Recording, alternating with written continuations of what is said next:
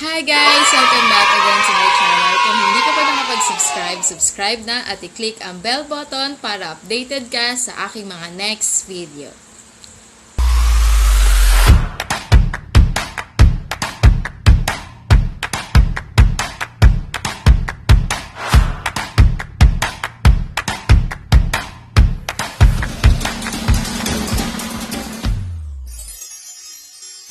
So for today's video, ituturo ko sa inyo kung paano maghanda at gumawa nung paborito ng iilan o paborito ng halos lahat na kainin tuwing food trip. Ito ang siomai. Alam ko naman na karamihan sa atin dahil quarantine ngayon ay miss na ang kumain ng siomai. So guys, sa paggawa ng ating siomai, meron syempre tayo ditong pork giniling, kinchay, onions, carrots, magic sarap, at siomai wrapper. So, mamaya sa ating sausawan, meron tayo ditong kikuman, garlic, at chili. Siyempre, meron ding kalamansi. So, umpisahan na natin ang paggawa ng ating homemade siomai. So, first, syempre, magsusot ako ng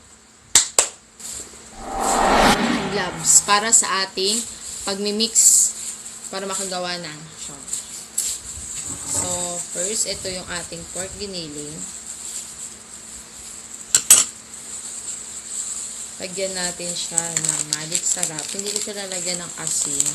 Ang ilalagay ko sa kanya ay magic sarap. Nasa inyo yun kung gusto nyo rin lagyan ng paminta. So, lalagyan ko siya ng magic sarap. Then, imimix natin siya na medyo nahuhubad. Ay, nahuhubad. Actually, pwede naman natin siya kamayin kahit walang hand gloves. Parang gusto, as long as malinis yung kamay natin. Malinis naman yung kamay ko, parang gusto ko na siyang hubarin. Kasi kumakapit.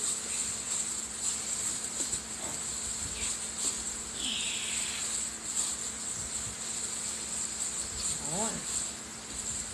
Magkamay na lang tayo. Malinis naman ang ating kamay. So, after ko siya ma-mix o malagyan ng magic sarap, pwede natin siya lagyan ng carrots. Yan, para may gulay din yung ating siomai.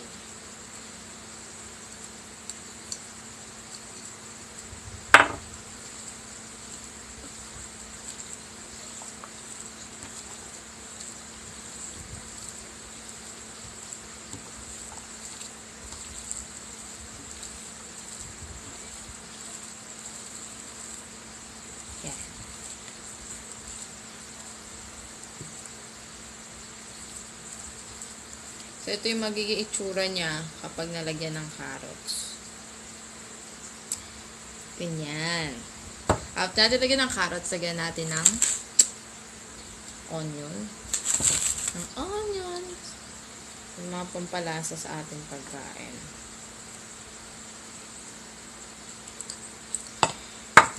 So, yung pagkakagawa ng ating onions, dapat yung maliliit.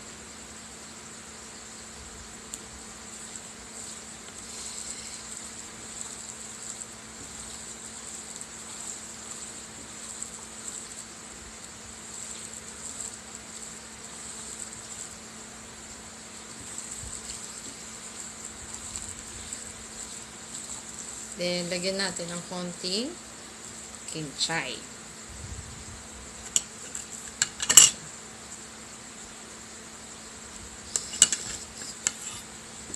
Ayan, pampalasa yung kinchay.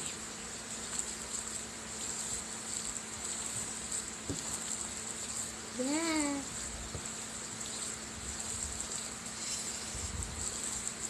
Ayan, para kumapit din yung lasa ng mga ilagay natin dun sa ginilin. Yan. Pwede pa rin natin siya lagyan ng magic sarap. Nasa sa atin naman yun. Para maging malasa talaga. So, sabi ko kanina, pwede nyo rin siya lagyan ng paminta.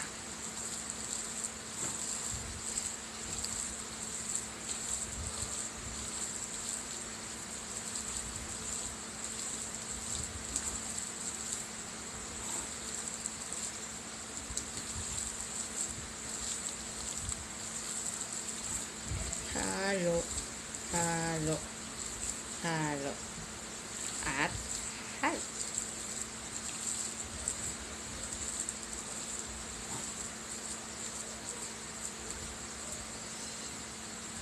So guys, ayan. Tapos na yung pinaghalo-halong carrots, onions, kinchay, magic sarap ang ating giniling. So ito yung magiging laman ng ating siomai wrapper. Paano masabi? So ngayon guys, dahil tapos na tayo i-mix lahat ng ingredients natin, ang gagawin naman natin is ilalagay natin yung giniling na pinaghalo-halo sa mga ingredients dito sa ating siomai wrapper. So, i-open natin siya.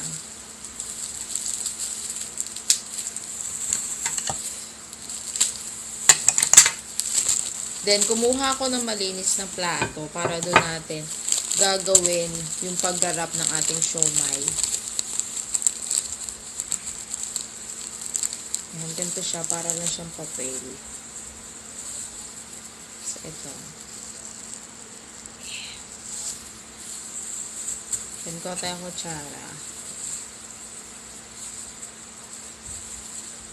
Tansyahin natin kung gaano karami yung kakasya sa loob ng siomai wrapper. Halimbawa, ganito ba? Yan. O kailangan ba nating bawasan? So, tingnan muna natin. Ay, bongga!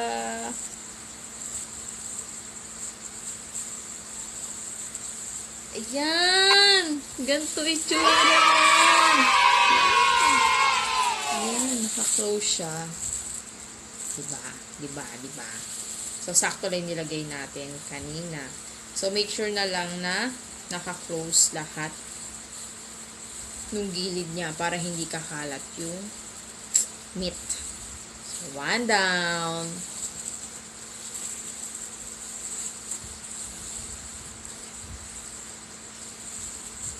Nasa kalahating kilong giniling din to. So, tingnan natin kung gaano yung kakasya sa kalahating kilong giniling.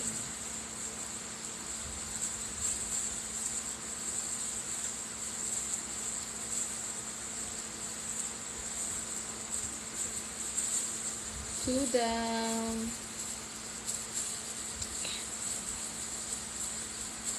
Naamoy ko na siya. Ang bango. Parang sarap. Hindi pa siya naluluto.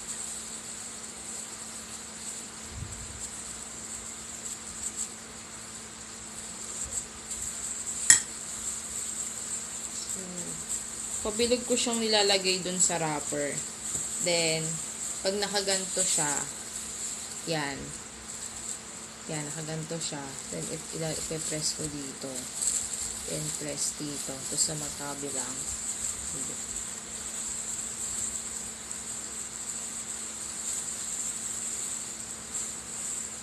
Yan, para madikit ko dun sa wrapper.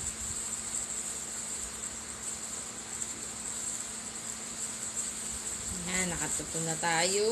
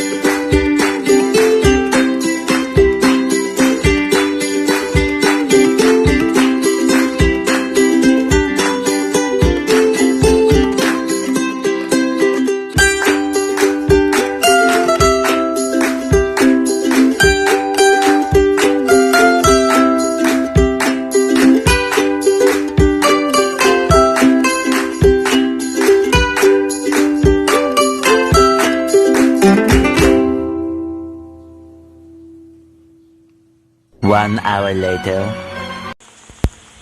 So, yun na nga guys. Para tikman ang ating ginawa, ay meron tayong hinandang naka-steam na siomai at isang naka-fried na siomai. So, dalawang set yung titikman natin. Titignan natin kung masarap siya na naka-fried, kung masarap siya naka-steam, at kung ano yung lasa ng ginawa natin kanina. So, let's start. Meron tayo ditong kalamansi. Then, ang pinili kong sausawan is kikuman. Although, pwede naman po yung ginagamit nating mga toyo sa pagluluto, pwede naman po yun. So, sabi ko, meron tayo ditong chili at meron dito tayo sarap na garlic. So, let's start. Bigyan mo natin ito ng kikuman.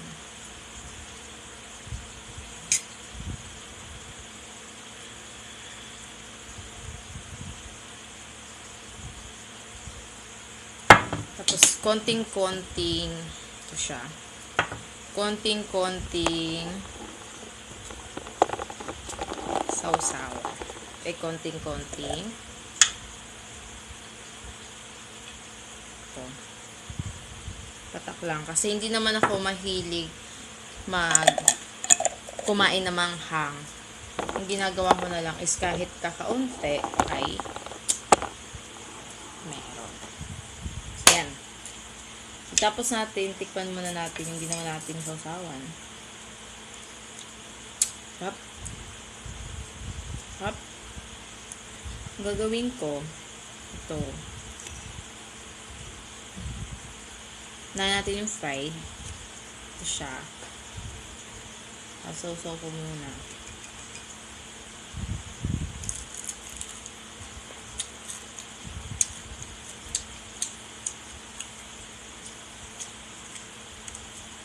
Hindi natin siya lagyan ng garlic. Ayan.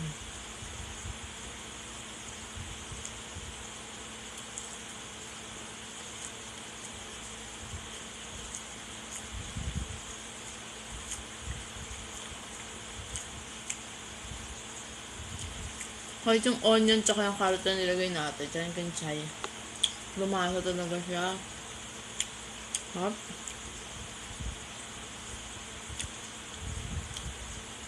Hindi siya maalat, hindi siya kulang. Saktong-sakto lang talaga. Kasi yung pan-siomai lang, kasi meron siyang sausawan. Hop.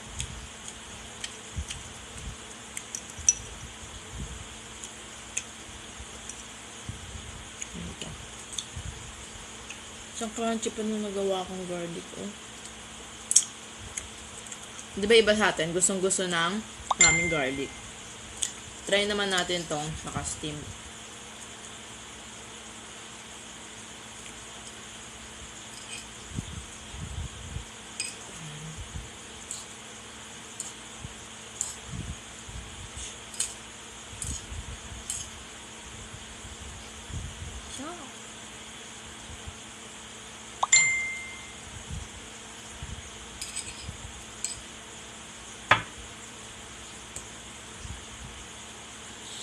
Kain!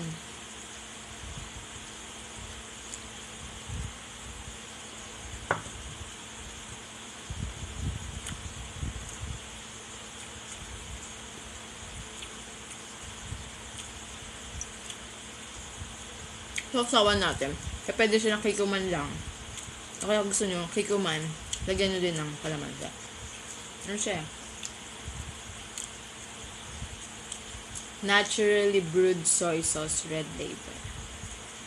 Ito daw yung mga ginagamit na soy sauce sa mga restaurants kapag siomai ang inahain.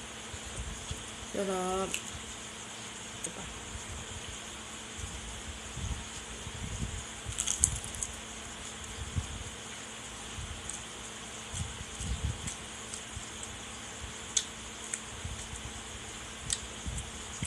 Kung ako papipiliin nyo, mas gusto ko siya ng fried. Para mas nalalasahan ko siya kapag fried. Ano loob ba? Diba? Nilagay natin kanina na kinchay tsaka ano.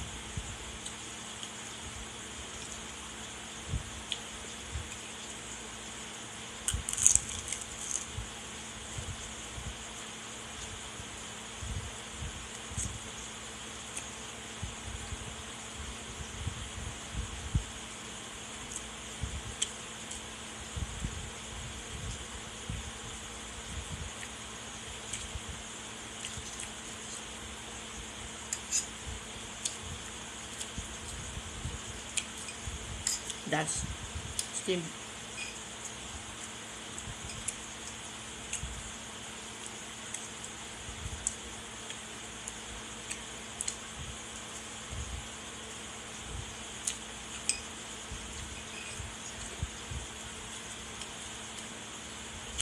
Malasa talaga yung fried.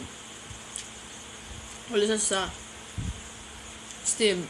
Lasa naman siya. Pero mas nararamdaman ko yung lahat. Saka yung sarap nung siomai. Marami. Ang tagal ko na rin hindi nakakain ng siomai guys. Feeling ko kayo din. Ang tagal na hindi nakakain ng siomai. Guys, sana nagustuhan niyo ang ating video para ngayong araw. So don't forget again to subscribe and click the notification bell para updated kayo sa aking next video. Bye-bye! Thank you for watching!